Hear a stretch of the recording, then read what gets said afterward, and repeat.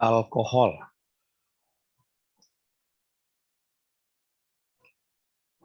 Alkohol tidak lagi digolongkan kepada senyawa hidrokarbon karena unsur penyusun alkohol adalah karbon, hidrogen, dan oksigen.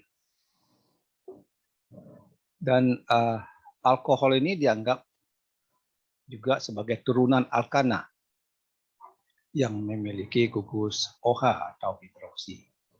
Ini rumus alkana, ya, disubstitusi oleh hidroksi sehingga menjadi ROH. R itu sendiri adalah alkil atau CnH2 tambah 1. Ya. OH adalah gugus hidroksida atau hidroksil. Jadi kalau dalam alkohol memiliki satu gugus OH, maka disebut dengan alkohol monohidroksi. Ya, tapi kalau memiliki banyak gugus OH-nya disebut dengan polihidroksi. Penggolongan alkohol pertama alkohol primer, ya. Jadi gugus OH atau gugus hidroksidanya terikat pada atom C primer, ya. Atom C primer adalah atom C yang terikat pada 3 atom C yang lain. Ini contohnya. Ini gugus OH terikat pada atom C ini atom C primer. Karena atom C primer terikat pada 1 atom C yang lain. Yang kedua, alkohol sekunder. Di gugus fungsi OH atau hidroksi terikat pada atom C sekunder. Ya, atom C sekunder adalah atom C yang terikat kepada 2 atom C yang lain. Selanjutnya alkohol tersier. Itu adalah gugus hidroksi atau OH yang terikat pada atom C tersier. Atom C tersier adalah atom C yang terikat kepada 3 atom C yang lain. Inilah penggolongan alkohol berdasarkan posisi gugus hidroksidanya. Sekarang cara penamaan alkohol menurut nama resmi, ya, yaitu akhiran ana pada alkana diganti dengan ol, ya, sehingga alkana disebut juga dengan alkanol. Ini contohnya C, tadi kan rumusnya CnH2n tambah 1 OH, ya, ini CnH2 tambah 1-nya ini apabila C-nya 2 berarti hanya 5 tambah 1 lagi OH. Jadi kalau C-nya 2 berarti etanam jadi etanol. Kalau C-nya 3, propanam jadi propanol. Ini kalau memiliki cabang, maka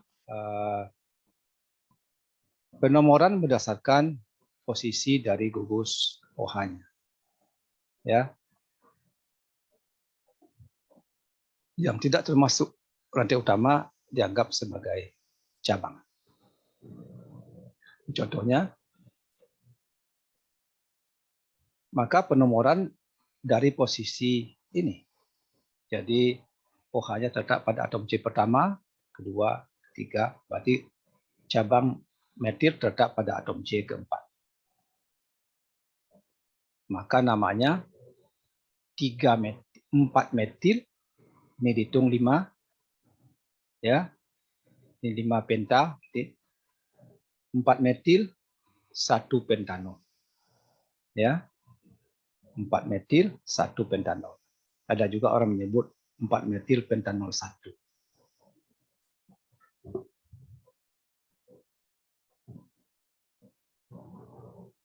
Kalau nama trivial, nama tidak resmi, ya,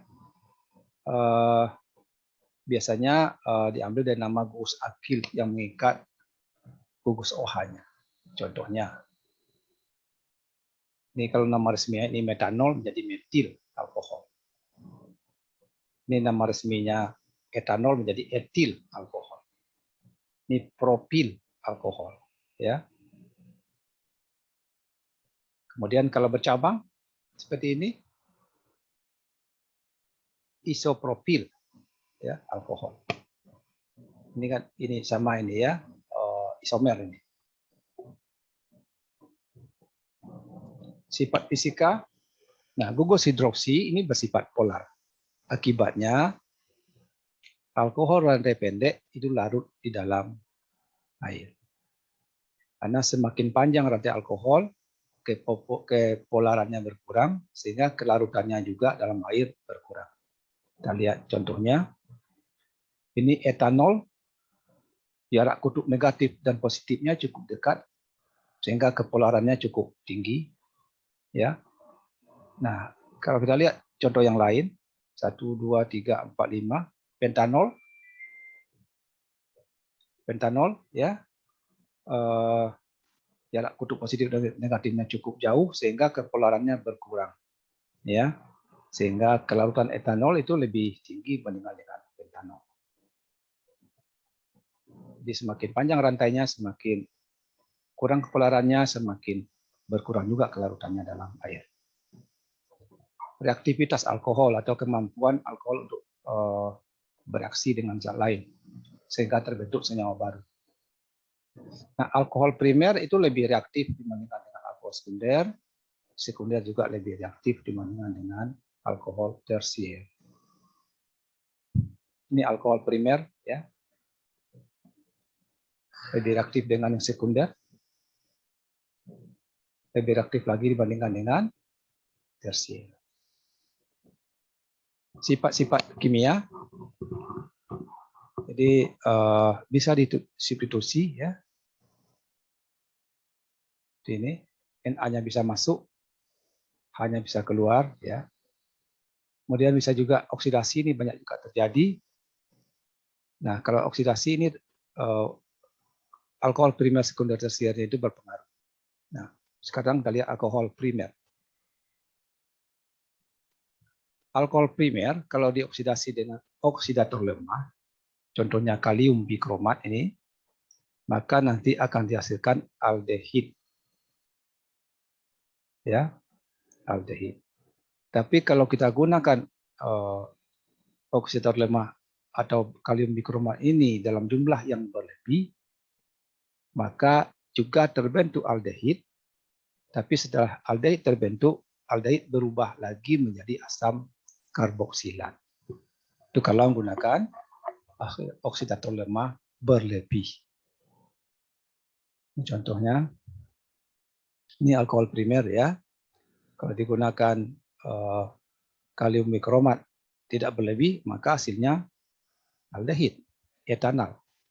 Tapi kalau jumlahnya banyak, aldehid akan berubah lagi menjadi asam karboksilat.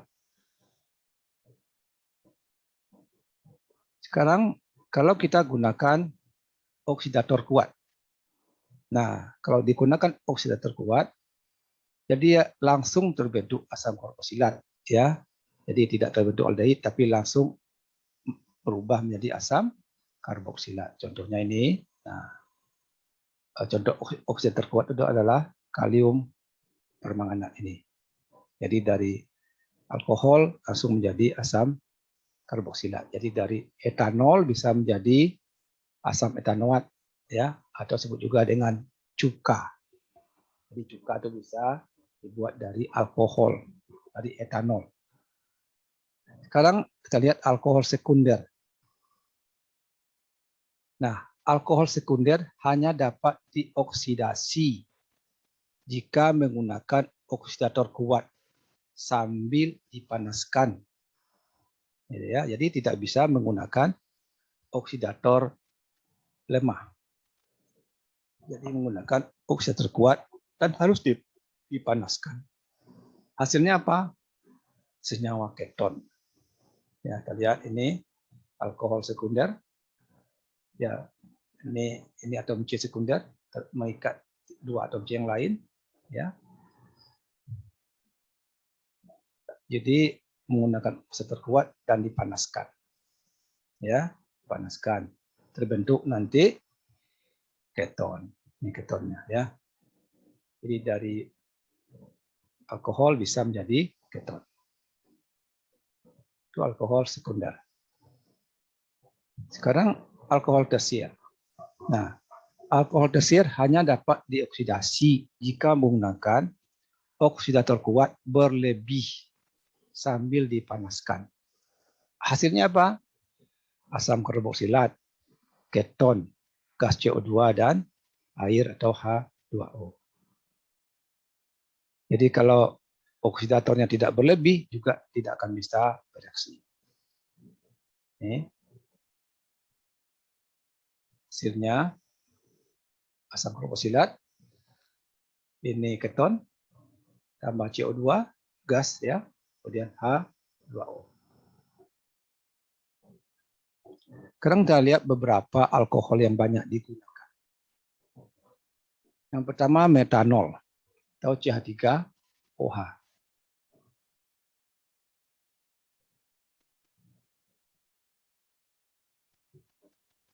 Jadi secara teori bisa dibuat dari gas karbon monoksida dan hidrogen ya, dengan menggunakan katalis Cu dengan tekanan 100-150 atm dan suhu 260 derajat Celcius. Jadi bisa terbentuk metanol ya secara teori.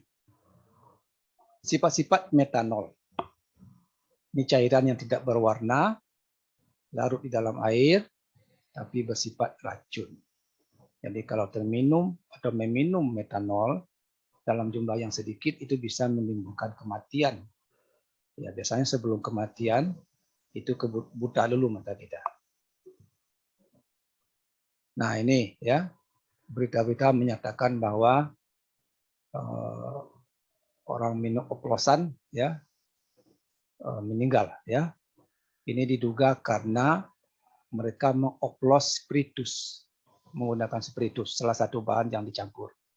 Kita tahu spiritus itu sebetulnya isinya etanol, tapi ditambahkan metanol ke dalamnya agar tidak dikonsumsi, tidak dijadikan alkohol konsumsi. Jadi sebagian masyarakat mungkin tidak tahu bahwa di dalam spiritus itu ditambahkan metanol yang sangat beracun. Yang kedua, kemungkinan kedua ya terbentuknya metanol dalam oplosan ini karena terjadinya reaksi ya karena berbagai macam zat yang dicampur situ ya bisa menghasilkan bisa terbentuk senyawa metanol. Ini kegunaan metanol. Pertama membuat formaldehid. Nah, artinya bisa membuat aldehid. Tadi sudah dijelaskan tadi ya. Jadi kalau alkohol primer dioksidasi bisa menjadi aldehid. Nah, ini salah satunya ini formalin. Bisa juga menjadi jadikan bahan bakar yang sangat ramah lingkungan karena emisinya sangat rendah. Kemudian sebagai pendingin, anti pendingin pada mesin mobil di daerah-daerah yang memiliki musim dingin. Kemudian sebagai pelarut kimia organik, ya bisa juga sebagai antiseptik, sebagai bahan baku plastik kalau nanti dipolimerisasi. Nah, kalau bisa juga tadi digunakan untuk membuat TNT, trinitrotoluene. Selanjutnya etanol, nama trivialnya etil alkohol ya, C2H5OH. Inilah yang kita kenal dengan alkohol ya. Jadi kalau kita beli alkohol di apotik, nanti yang dikasih warna putih adalah etanol ini. Jadi tidak berwarna dan larut dalam air. Nah, ini kegunaannya sebagai pelarut. Nah, inilah yang digunakan sebagai minuman keras ya. Oleh di bidang medis digunakan sebagai mencuci alat medis karena bisa membunuh kuman atau bakteri atau virus. Kemudian juga sebagai anti pendingin pada mesin juga digunakan oleh dokter atau tim medis ya untuk mencuci, membersihkan kulit, mensterilkan kulit dari setelah operasi atau luka. Ya. Dan bisa juga membuat asam sitrat atau cuka ya dan membuat bahan bakar. Nah, sekarang karena masih pandemi inilah yang namanya sanitizer itu bahan dasarnya adalah alkohol 70% ya.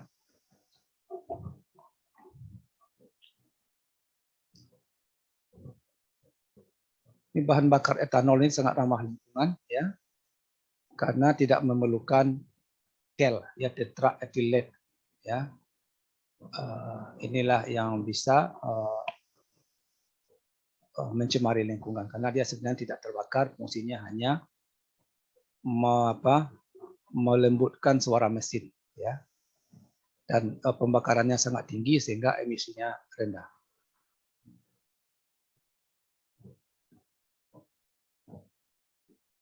Pembuatan etanol, ya. Jadi etanol bisa dibuat dari alkena, ya, dari etena. Tapi bisa juga dari fermentasi. Fermentasi apa? Bahan-bahan yang mengandung karbohidrat. Beras, nasi, ya, buah-buahan. Kemudian juga serat-serat, ya, karbohidrat yang berbentuk serat, ya, polisakarida bisa juga difermentasi.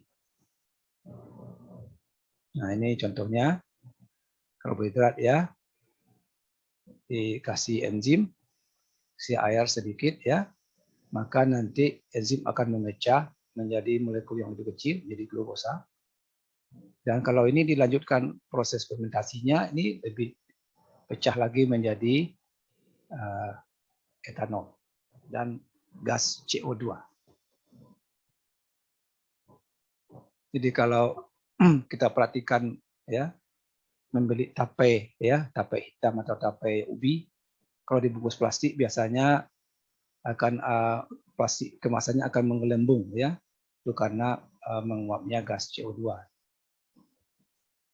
Fenol, ya, di sesi senyawa aromatis sudah kita bahas juga, ya. Jadi ini bisa juga dianggap alkohol karena ada gugus OH-nya di sini, ya. Jadi fungsinya sebagai desinfektan sebenarnya, ya, desinfektan kalau alkohol sebagai antiseptik, sedangkan fenol desinfektan karena digunakan pada benda mati. Ini senyawa fenol yang lain, ya. Jadi berubahnya posisi gugus ini akan mengubah sifat-sifat dari senyawa ini sehingga manfaatnya juga bisa berubah juga. Ini manfaat fenol dan turunannya sebagai antiseptik atau desinfektan. Dia membuat asam salisilat, membuat zat warna, membuat resin, ya, sebagai bahan peledak, anti fungi, anti jamur ini maksudnya, ya, sebagai antioksidan. Nah, tapi ada juga fenol yang aman, ya, digunakan hidroksi toluen terbutilasi. Ini adalah sebagai pengawet makanan yang aman. Nah, ini seperti fungsinya adalah sebagai inhibitor, ya, antioksidan. Jadi memperlambat terjadinya reaksi pada makanan sehingga makanan lebih awet.